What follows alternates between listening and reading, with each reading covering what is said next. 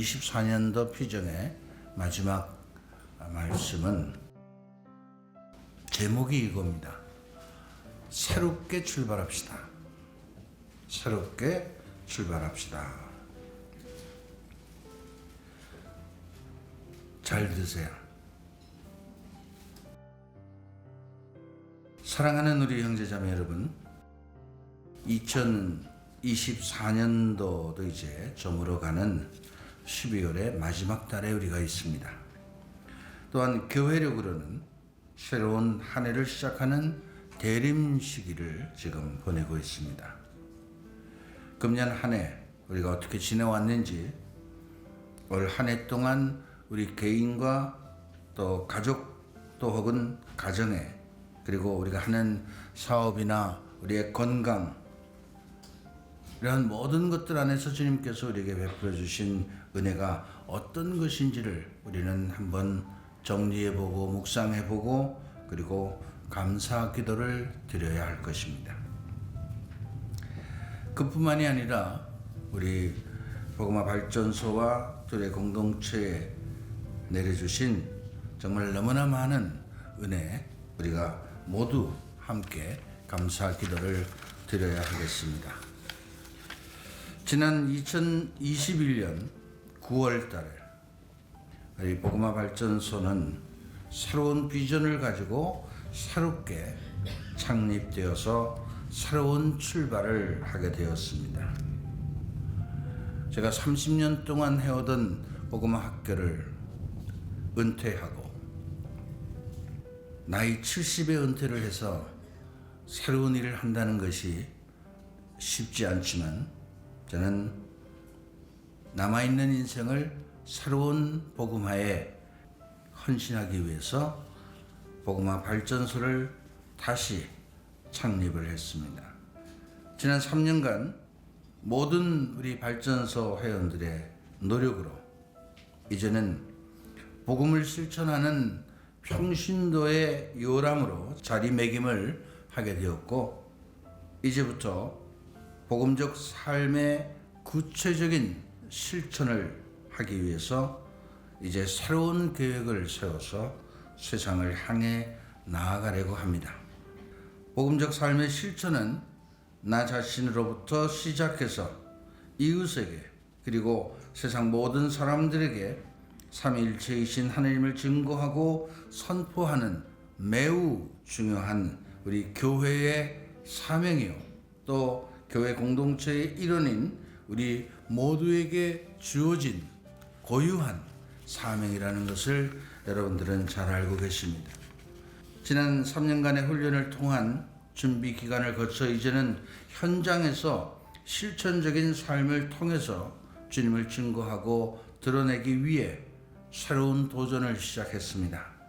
그래서 저는 모든 분들에게 다시 새롭게 시작하자, 이런 말씀을 오늘 드립니다. 지금까지 준비 기간이었다면 이제부터는 복음적 삶을 실천적으로 살아가는 우리들의 모습으로 바뀌어야 되겠다는 것입니다. 우리의 믿음을 증거하고 세상에 하나님 나라를 건설하는 새로운 일꾼이 되자 하는 겁니다. 새로운 일꾼, 이 땅에 하나님 나라를 건설하는 새로운 일꾼. 이제 우리는 우리 자신의 안위만을 위한 이런 유아기적인 신앙생활에서 벗어나서 예수 그리스도가 이 세상에 오신 이유가 모든 사람들을 구원해 주기 위해서 오셨듯이, 이미 구원받은 우리는 이제 다른 사람들을 위한 구원을 위해서 하나님의 구원 사업에 구체적으로 도구가 되자고 하는 겁니다. 그래서 저는 금년 11월 새롭게 우리 발전소의 여러 업무를 새롭게 개편하고 봉사자들을 추가로 편입을 했고, 그리고 2025년도 새로운 사업 계획을 세워서 추진을 해가고 있습니다. 뿐만 아니라 우리 둘의 공동체도 여러분 아시다시피 새롭게 개편을 해서 모든 우리 공동체원들이 특수한 경우를 제외하고는 저는 교육과 대면 모임을 하는 것을 원칙으로 다시 개편을 하게 되었습니다. 전 벌써부터 마음이 설레입니다. 과연 하나님께서 2025년도에는 우리를 어떻게 이끌어 가실까 궁금하고 설레이기도 합니다. 2024년도 한 해는 주님께서 우리를 시험대 위에 올려놓으시고 과연 우리들이 그 시험대를 잘 통과할 수 있을지 바라보셨습니다. 그리고 우리 모두는 정말 최선을 다해서 노력하고 그 시험대를 통과했습니다. 물론 그 중에 더러 이 과정에 탈락한 분도 계시긴 하지만 거의 대부분의 우리 회원분들은 그 시험대를 잘 통과해서 지금 새롭게 그 모습을 갖추고 있습니다. 정말로 저는 하나님께 감사를 드리고 또 여러분 모두에게도 감사를 드립니다. 이제부터는 새로운 장이 펼쳐집니다. 우리 모두는 그분의 인도하심에 우리가 온전히 우리 자신을 맡기고 이끌려 가야 된다 하는 겁니다. 우리 자신을 온전히 맡기고 이끌려 가야 된다. 그렇게 하기 위해서 저는 오늘 우리 복음화 발전소의 회원이신 둘의 공동체 여러분들에게 꼭 실천해야 될 몇 가지 당부의 말씀을 드리려고 합니다. 첫 번째가 하나님과 친해지십시오. 하나님과 친해지십시오. 이제 여기 계신 여러분들은 이 말이 무엇을 의미하는지 모두 정확하게 알고 계십니다. 근데 여러분들은 알고 계신데 많은 분들은 이 말이 무슨 말인지를 잘 모릅니다. 그분과 우리가 친해지기 위해서는 포도나무에 꼭 붙어 있어야 된다. 그리고 붙어 있기만 하는 것이 아니라 붙어 있으면서 열매를 맺어야 된다 하는 겁니다. 매일매일의 우리의 기도 생활은 열매를 맺기 위한 필요한 영양분, 에너지를 우리에게 제공해 주고 있습니다. 누구도 이것을 대신할 수는 없습니다. 대신해 줄 수가 없습니다. 매일매일의 기도 생활은 우리 자신뿐만 아니라 우리를 통해 다른 사람들에게 주님의 은총을 전할 수 있는 좋은 수단과 방법이기도 합니다. 우리 각자가 맺은 열매는 우리들의 삶을 통해서 드러나게 되어 있기 때문에 드러난 그런 우리들의 삶을 통해서 다른 사람들에게 우리는 선한 영향력을 행사할 수 있는 사람들이 되어야 합니다. 우리가 맺은 열매를 누군가는 따먹어야 됩니다. 그 열매를 따먹어야 우리 안에서 또다시 새로운 열매를 맺는 것이죠. 그 열매가 그냥 달려서 그냥 있으면 안 되는 것입니다. 끊임없이 제가 드린 말씀 중에 하나가 여러분 불꽃 한가운데 계십시오. 그래야 끊임없이 우리는 타오를 수 있습니다. 열정이 식는 것은 불꽃 한가운데 있지 않기 때문입니다. 두 번째는 말씀을 붙잡고 사십시오. 저희 복음화 발전소에서 여러분들에게 매일매일 보내드리는 묵상 기도, 이것은 우리들의 삶의 방향을 그리고 방법들을 제시해 주고 있습니다. 말씀을 묵상하고 매일매일을 그 올라오는 그 내용들을 실천하기를 계속하다 보면 우리 스스로 복음적 삶을 실천하는 삶을 살아갈 수 있습니다. 매일매일의 말씀을 묵상하고 그 말씀의 내용을 실천하는 이런 삶을 우리가 매일매일 지속한다면, 거기에 나와 있는 실천하기, 그 내용이 단순한 것 같지만 이런 것들을 하루 계속 실천하다 보면 우리들 삶이 나도 모르게 복음적 삶으로 바뀌어진다는 겁니다. 그냥 한번 읽고 마는 것이 아니에요. 매일 보내드리는 그 묵상 기도가 우리들의 삶을 바꿀 수 있는 대단히 중요한 여러분들의 양식이라는 것을 아셔야 합니다. 예수님께서는 사람이 빵으로만 사는 것이 아니라 하나님의 말씀으로 산다고 말씀하셨습니다. 이러한 예수님의 말씀을 우리는 깊이 새겨 들어야 합니다. 말씀으로 무장을 하고 그렇게 살아야만 우리는 이 세상에 여러 가지 각종 유혹으로부터, 때로는 악으로부터의 공격을 이겨낼 수 있습니다. 말씀으로 무장을 하라는 겁니다. 말씀을 붙잡고 살라는 겁니다. 예수님께서 말씀으로 사탄의 유혹을 물리치셨듯이 우리도 세상 안에 살면서 인간의 육체를 지니고 살면서 육적인 욕망에 사로잡혀 받게 되는 여러 가지 유혹과 시련과 고통, 이러한 것들을 말씀을 통해서 이겨내야 한다는 겁니다.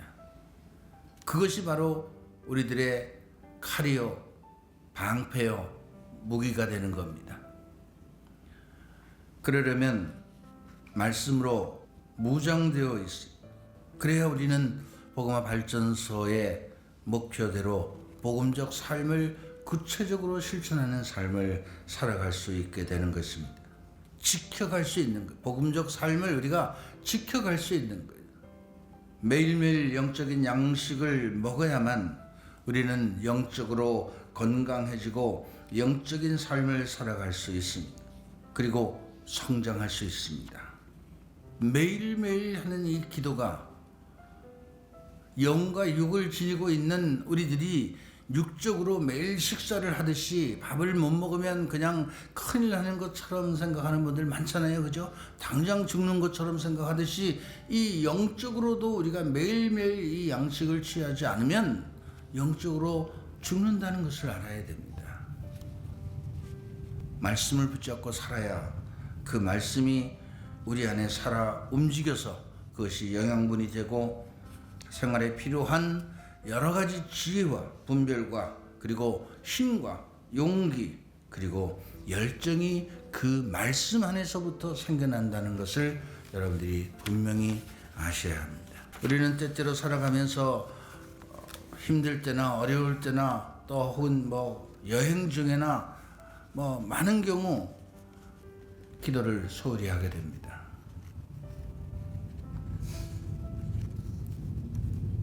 육적인 피곤함 때문에, 육적인 분주함 때문에 영적인 양식을 취하지 않고 살아간다면 그 사람은 영적으로 살아갈 수 없다는 것을 여러분들이 분명히 아십시오. 말씀이 얼마나 힘이 있느냐. 히브리서 4장 12절의 말씀에 보면 하느님의 말씀은 살아있고 힘이 있으며 어떠한 쌍날칼보다도 날카롭다고 했습니다. 그래서 사람을 꿰찔러 보고 이 육을 꿰찔러서 혼과 영을 가르고 관절과 골수를 갈라 마음의 생각과 속셈을 가려낸다고 했습니다. 여러분 2025년도 아니 이제 이미 교회력으로 새로운 한 해를 시작하고 있는 이때 우리는 말씀을 붙잡고 사는 것을 생활화하셔야 합니다. 세 번째로는 우리 둘의 공동체의 삶을 여러분 충실히 사셔야 됩니다. 여기 계신 분들은 거의 대부분의 우리 공동체 가족들입니다. 우리 둘의 공동체는 복음적 삶을 실천하고자 하는 이런 사람들의 공동체입니다. 복음적 삶을 실천하고 살겠다고 하시는 분들의 공동체라는 것, 그런 모임이라는 겁니다. 그러니까 내가 복음적 삶을 실천하고 살고 싶은 마음이 없다 그러면 우리 회원이 아닙니다. 그렇게 살지 않는다면 그것도 회원이 아닙니다.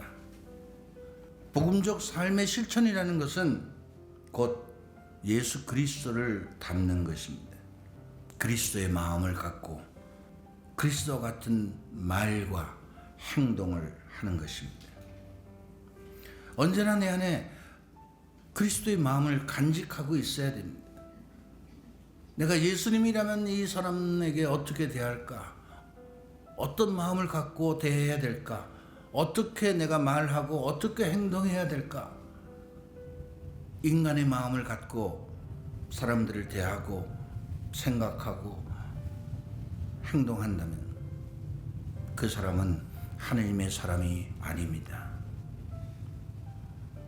겉으로 열심한 것처럼 보일지 모르겠지만 그 마음에 하나님이 계시지 않으면, 그리스도가 함께 계시지 않고 그 모습으로 사람들과의 관계를 갖지 않는다면 그것은 올바른 그리스도인의 모습이 아니고, 더더군다나 우리 복음화 발전소의 회원으로서, 둘의 공동체 회원으로서의 모습이 아니라는 것을 여러분들 분명히 아시기 바랍니다.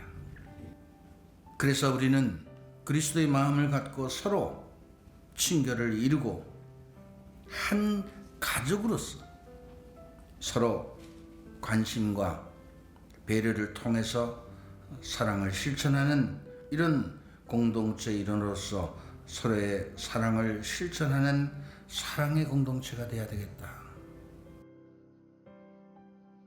사람은 서로가 다 다른 모습을 지니고 있습니다.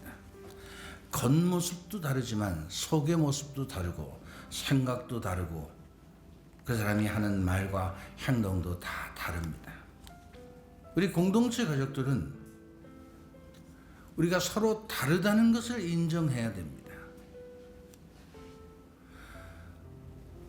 이 세상에 있는 모든 사람들이 다 다른 이유는 하나님이 그렇게 다 다르게 창조하셨다는 거예요. 이걸 우리는 알아야 됩니다. 똑같이 로봇처럼 생산해낸 것이 아니고 다 다르게 생산해냈어요. 다 다르게 세상에 창조했습니다. 그리고 그 각기 다른 성격과 다른 어떤 생각과 다른 어떤 모습을 갖고 있는 그 한 사람 한 사람에게 하나님은 당신의 영을 불어넣고 그를 사랑하셔서 이 세상에 내보내셨습니다. 특히 현대를 살아가는 이 사회 안에서 우리는 서로가 다르다는 것을 인정하고 서로 다르다는 것을 인정하는 것뿐만 아니라 서로가 갖고 있는 좋은 점들을 우리가 바라보고 칭찬해주고 서로 존경해주고 인격적으로 서로 대해주는 이런 삶을 살아가는 것이 우리 복음화 발전소 둘의 공동체 회원들의 삶의 모습이 되어야 합니다. 이러한 모습을 우리가 지켜가지 못한다면 하나님은 우리 안에서 함께 하시지 않을 겁니다. 아무리 내가 기도를 유창하게 잘하고 아무리 내가 봉사를 열심히 한다 하더라도 이러한 삶을 그리스도의 마음을 갖고 그리스도의 생각으로 그리스도의 말을 하면서 서로 다름을 인정하고 서로 존경하고 서로 배려를 하고 서로 관심을 갖고 하는 이러한 삶을 구체적으로 내가 행동으로 실천하지 않는다면 어떻게 하나님이 우리 안에 함께 하시고 우리를 축복해 주시겠습니까? 둘의 공동체는 예수님의 말씀, 즉 복음을 실천하고자 하는 사람들의 공동체입니다. 그러므로 우리 개인들이 각자 끊임없이 예수님을 닮기 위한 노력을 해야 합니다. 우리는 가끔 착각을 해요. 내가 열심히 성당에 나가고 미사 열심히 하고 기도를 열심히 하면 내가 열심한 신자라고 생각할지 모르겠습니다. 물론 열심한 신자죠. 그런데 그 안에서 예수님의 모습이 드러나지 않는다면 다른 사람들은 우리를 그리스도인이라고 말하지 않을 겁니다. 그리스도인 안에서는 그리스도의 모습이 드러나야 되는 것입니다. 예수님을 닮은 모습, 온유하고 겸손한 모습을 끊임없이 우리는 실천해 가야 됩니다. 그리고 끊임없이 자기의 어떤 희생과 자기 봉헌을 통해서 사랑을 실천하고 살아가는 것이 우리 둘의 공동체 생활에 아주 중요한 덕목이라는 것을 오늘 이 자리에 계신 여러분들에게 분명히 말씀을 드립니다. 그래서 서로 아껴주고 서로 칭찬해주고 다른 사람의 부족함을 헐뜯지 말고 그 부족한 부분을 채워주려고 노력하고 서로 기도해주고 또 함께 잘 살아가는 그러한 사람들이 되어야 합니다. 자기 자신만을 위해서 살아간다면 그 사람은 공동체 회원이 될 자격이 없습니다. 공동체 정신에 위배된다는 겁니다. 우리가 예수님의 말씀처럼 서로 사랑하고 살아간다면 바로 우리 둘의 공동체를 다른 사람들은 예수님의 제자 공동체라고 우리를 말하게 될 겁니다. 예수님의 제자들의 공동체다. 그런 공동체가 되기 위해서 2025년도에는 우리 회원 여러분 한 분 한 분이 정말 마음을 다해서 그리스도의 마음을 갖고 살아가는, 실천하는, 서로에게 그런 관심을 갖고 사랑을 베푸는, 실천하는 한 해가 되었으면 좋겠습니다. 네 번째로는 어떠한 처지에서도 감사하고 삽시다. 감사하면 감사한 일들만 생겨난다. 정말 제가 오래전부터 해온 말입니다. 오래전부터 해온. 제가 여러분들에게 기억 속에, 마음 속에 그 남아있는 이런 말씀들을 참 많은 이야기들을 했는데 그 중에 여러분들이 머리에서 지워지지 않고 새겨져 있는 것 중에 하나가 신앙은 관념이 아니고 생활. 감사하면 감사할 일만 생각하는. 기도의 완성은 뭐 이런 것들이 있잖아요. 그죠? 우리 모두는 어떻게 보면 살아온 횟수만큼 많은 경험을 갖고 살아왔습니다. 그런데 그 경험 중에는 좋지 못한 경험도 있지만 사실은 따지고 보면 감사할 일이 훨씬 더 많이 있습니다.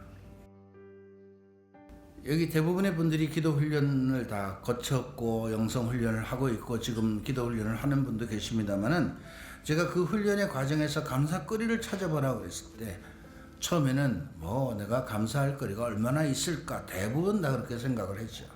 그런데 실제로 적어보니까, 구체적으로 적어보니까 수백 개가 나온다는 것을 여러분들이 경험했습니다. 그 말은 우리가 살아오면서 얼마나 많은 은총 속에서, 얼마나 많은 은혜 속에서, 얼마나 많은 하나님의 보살핌 속에서 살아왔는가를 말해주는 겁니다.